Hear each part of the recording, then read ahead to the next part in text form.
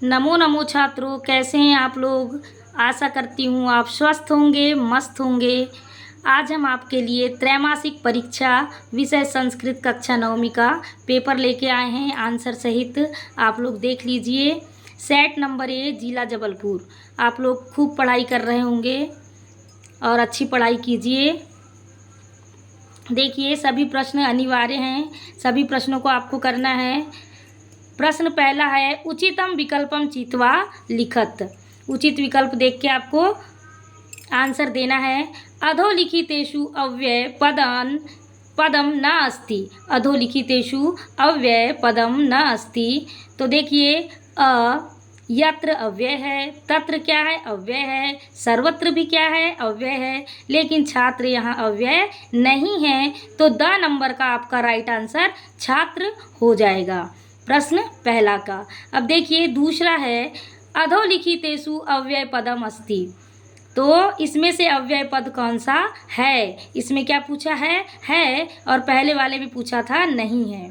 तो देखिए, a number रामः रमायाम फलानी, ये तो अव्यय नहीं है, तो इसमें राइट आंसर हो जाएगा द नंबर का कुत्र। द नंबर का कुत्र आपका राइट आंसर हो जाएगा।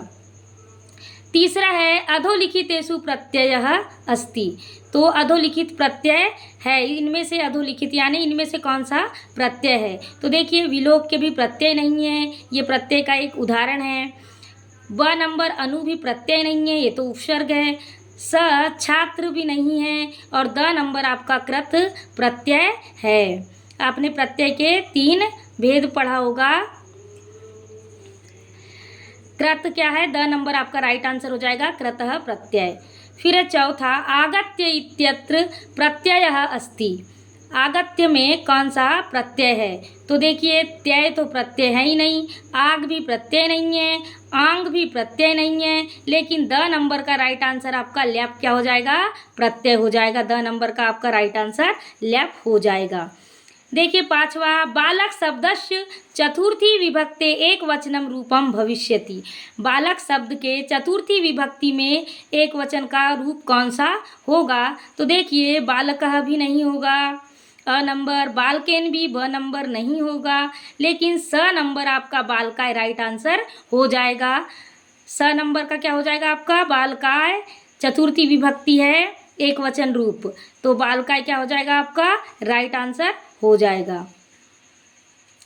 फिर देखिए 6 नंबर का है, सूर्योदयः इत्यस्य संधि विच्छेदः अस्ति। सूर्योदय का संधि विच्छेद क्या होगा। तो देखिए, अ नंबर का आपका राइट आंसर हो जाएगा सूर्य धन उदयः बराबर सूर्योदयः। अब देखिए प्रश्न क्रमांक दूसरा, कोष्टकात् चित्वा रिक्त स्थानी पूर्यत। कोष्टक को देखकर रिक्त स्थानों की क्या करना है, आपको पूर्ति करना है। तो प्र उपसर्गस्य उदाहरणम खाली स्थान अस्ति। तो प्र उपसर्ग लग जाएगा, प्र तो प्रहारेण हो जाएगा, क्या हो जाएगा, प्रहारेण। प्रहारेण आपका क्या है, राइट आंसर है। दूसरा है, विलोक्य इत्यस्मिन् पदे खाली स्थान अस्ति। तो देखिए, विलोक्य में वी उपसर्ग लगेगा, कौन सा उपसर्ग लगेगा, वी उपसर्ग लगेगा, तो विलोक्य हो जाएगा। तो आपका वी राइट आंसर होगा, दूसरे का वी राइट आंसर होगा।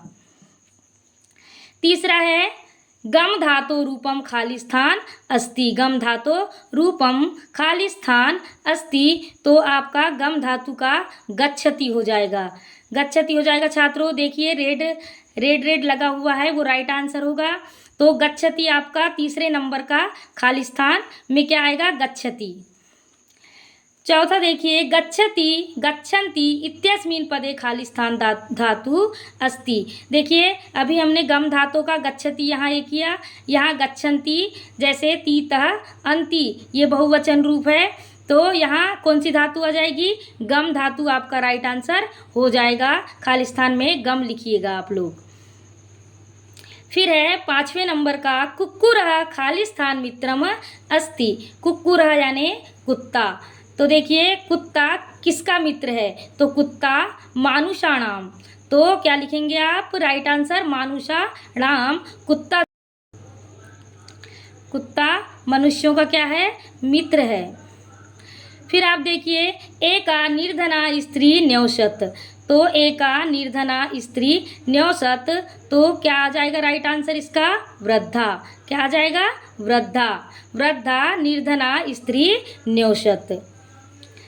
फिर देखिए प्रश्न तीसरा, शुद्ध वाक्यानां समक्षम आम अशुद्ध वाक्यानां समक्षम न इति लिखत। आपको शुद्ध वाक्य के सामने आम लिखना है और अशुद्ध वाक्यों के सामने न लिखना है। तो देखिए, आम रमितस्य पर्याय रसालः अपि भवति, तो आम का पर्यायवाची रसाल होता है छात्रों। तो देखिए यहाँ क्या आ जाएगा? आम हो जाएगा, ये सही है। आम मीन्स सही, सत्य है। शिव इतस्य पर्याय शक्रः अपि अस्ति, तो शिव का पर्यायवाची शक्र नहीं होता, ये इंद्र का पर्यायवाची होता है छात्रों। तो देखिए यहाँ आपको क्या लगाना है? न लगाना है, क्योंकि ये असत्य है। सूर्य इतस्य पर्याय भानु समानार्थी भवति, तो सूर्य का पर्यायवाची छात्रों भानु होता है, तो आप लोग क्या लगाएंगे? आम लगाएंगे। चौथा है, पुत्र इतस्य वत्स अपि पर्याय भवति, तो देखिए पुत्र को वत्स कहा जाता है, इसका पर्यायवाची है। पुत्र को सुतः भी कहा जाता है, ठीक है। तो वत्स अपि पर्याय भवति, यहाँ आम आ जाएगा छात्रों। ये क्या है? सत्य है, तो आम यहाँ राइट आंसर होगा। अग्नि इत्याय समीर अपि समानार्थी अस्ति, अग्नि का समानार्थी समीर नहीं है। समीर मीन्स होता है हवा, समीर का पर्यायवाची हवा है, तो अग्नि नहीं है। अग्नि को पावकः कहा जाता है, तो इसमें न आएगा, तो इसमें क्या लिखेंगे आप? न लिखेंगे, राइट आंसर न लिखेंगे। पत्नी समानार्थी शब्द भार्या अस्ति, तो देखिए पत्नी का समानार्थी भार्या है, तो यहाँ आपका आ जाएगा आम। अब देखिए, उचित युग्म मेलनम कुरुत, बालधन टाप, बालधन टाप बराबर बाला आएगा, राइट आंसर क्या आ जाएगा? बाला आ जाएगा। आप लोग को सही जोड़ी क्या करना है? मिलाना है। शयित्वा, शयित्वा का सीधन कत्वा, सीधन कित्वा बराबर सहित्वा। अब देखिए, माता काम आदिशित, तो माता ने किसको आदेश दिया था छात्रों? पुत्रीम को, तो किसको दिया था? तो यहाँ आ जाएगा आपका पुत्रीम, राइट आंसर क्या आ जाएगा? पुत्रीम। सरसा रसाला कदा लसंती, तो सरसा रसाला वसंते, क्या आ जाएगा? वसंते। पुष्प उद्यानम, तो आ जाएगा पुष्पाणाम उद्यानम।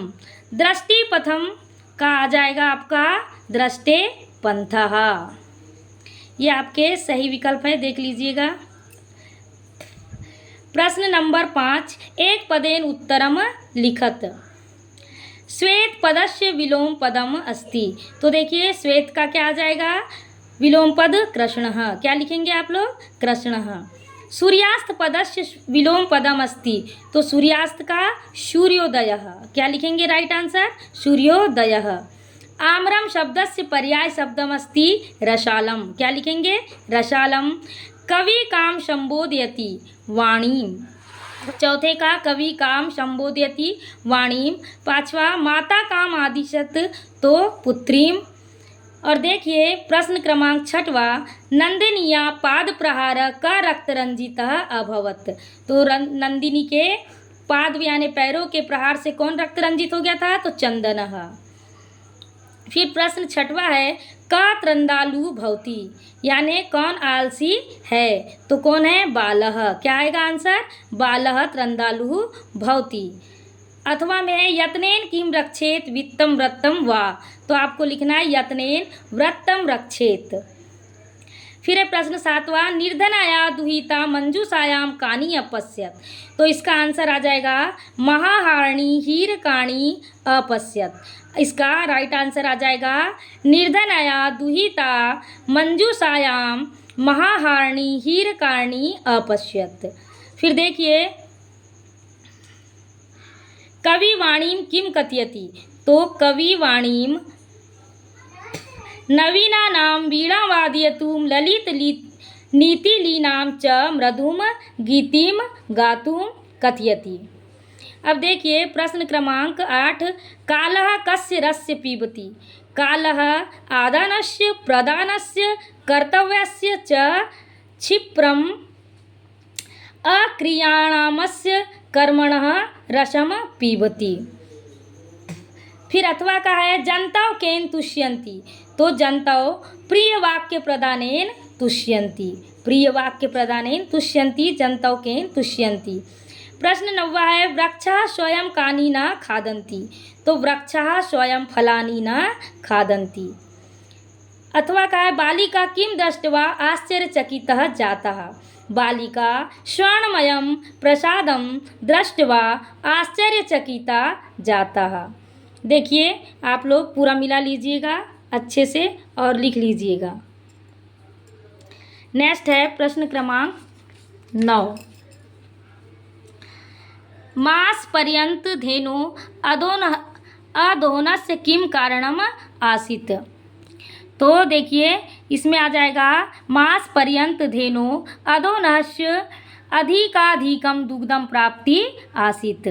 फिर है नेक्स्ट वाला है उसी का अथवा कुत्र दरिद्रता ना भवेत, तो वचने दरिद्रता ना भवेत। फिर देखिए छात्रों रेखांकित पदानि अधिकृत्य प्रश्न निर्माण कुरुत को अपि द्वे, दो आपको क्या करना है प्रश्नों का निर्माण करना है। मल्लिका सखी भी सह धर्म यात्राए गच्छति स्मः, तो सखी भी के स्थान पे आपको लिखना है प्रश्न बनाना है का भी, क्या आ जाएगा का भी। दूसरा है मोदकानी पूजा मित्तानी रचितानी आसन, तो मोदकानी के स्थान पे आएगा कानी पूजा मित्तानी रचितानी आसन, आपका प्रश्न बन जाएगा और प्रश्नवाचक चिन्ह लगा दीजिएगा। तीसरा है ग्रामे निर्धना स्त्री औषत, तो यहाँ आ जाएगा निर्धना के स्थान पे ग्रामे का औसत, क्या आ जाएगा ग्रामे का औसत। अब प्रश्न 12वां देखिए अधोलिखितानि वाक्यानि क कम प्रति कथयति, तो पहला है अहम तुभ्यम तंडुल मूल्यम दास्यामि, किसने किससे कहा, तो देखिए स्वर्ण काकः यानी सोने के कौवा ने किससे कहा बालिका से कहा, सोने के काक यानी कौवा, काक यानी कौवा, तो स्वर्ण काकः बालिकाम से कहा, बालिका। तंडुलान माँ भक्षय, किसने कहा बालिका ने कहा स्वर्ण काकम से। ठीक है प्रश्न पत्रे समागत श्लोकान विहाय स्व पाठ्य पुस्तकात सुभाषितम एकम लिखत, अपनी जो सुभाषितानी पाठ है तो सुभाषितानी का एक श्लोक आपको यहाँ लिख लेना है। प्रश्न 14 अधोलिखित अशुद्ध वाक्येषु शुद्धेषु कुरुत को अपि द्व गणेशम नमः, तो आपको लिखना है श्री गणेशाय नमः। बालकः गच्छन्ति, तो यहाँ आएगा बालकः गच्छति। अहम पठति, तो अहम पठति। प्रश्न 15 है प्रदंत शब्द रिक्त स्थानी पूर्ति कुरुत, तो देखिए कवि वाणीम संबोधयति, तो खाली स्थान में क्या आ जाएगा आपका वाणीम, राइट आंसर हो जाएगा। फिर दूसरा है कुंभकारः घटम रचयति, कुंभकार क्या रचता है घड़े बनाता है। स्वयं ना खादन्ति फलानी वृक्षः, क्या आ जाएगा फलानी।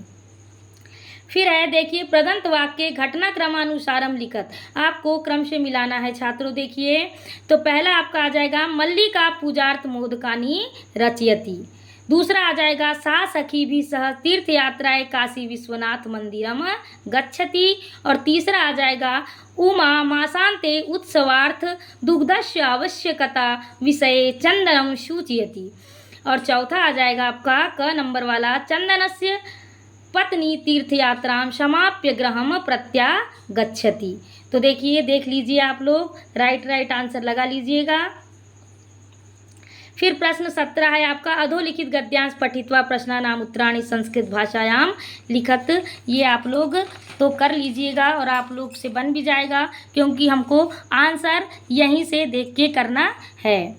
ठीक है, जैसे पूरा कस्मिंश्चित् ग्रामे कानि औषध, तो आपको यहीं से आंसर देख के राइट आंसर कर लेना है उत्तर में। निक्षिप्य इति पदे का प्रत्यय अस्ति, तो निक्षिप में देखिए लैप प्रत्यय होगा। कौन सा प्रत्यय होगा? लैप प्रत्यय होगा। लैप राइट आंसर है इसका। फिर देखिए प्रश्न 19, 18 सब ये गद्यांश है। देखिए ये पद्यांश है प्रश्न क्रमांक 18।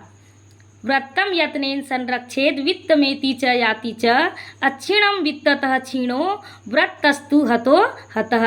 इसी में से आपको आंसर मिल जाएगा, आप लोग मिला के राइट आंसर कर लीजिएगा। प्रश्न क्रमांक 19 भी ये है अपठित गद्य नाट्यांश है, तो आप ये नाट्यांश भी कर लीजिएगा। और देखिए 20 वाला अपठित गद्यांश है 20 नंबर का, और 21 है अपने प्राचार्य को अवकाश के लिए एक प्रार्थना पत्र लिखना है, और फिर एक निबंध है संस्कृत भाषा महत्व अस्माकं भारत देश पर्यावरणम मम प्रिय कालिदासः। हम आपके लिए कालिदास संस्कृत भाषा का महत्व और निबंध रचना लेकर आएंगे छात्रों।